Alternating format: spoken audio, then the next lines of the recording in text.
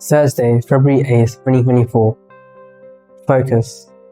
Jesus said to her, "For this statement you may go your own way.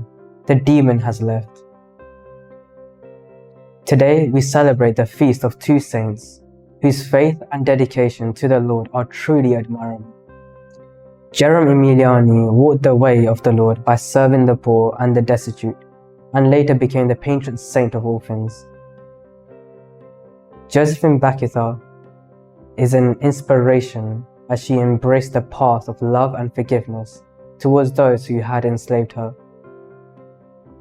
What kind of statement are we making? So often we choose to complain or focus on the things we lack.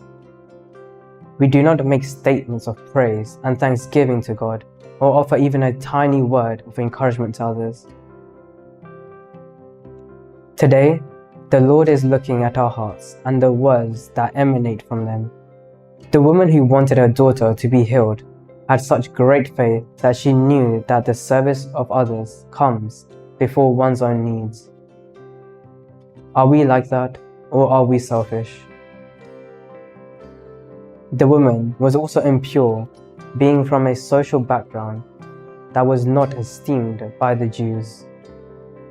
Jesus' words may seem harsh, but we know that his ways are not our ways, and that the way in which he heals is also very different.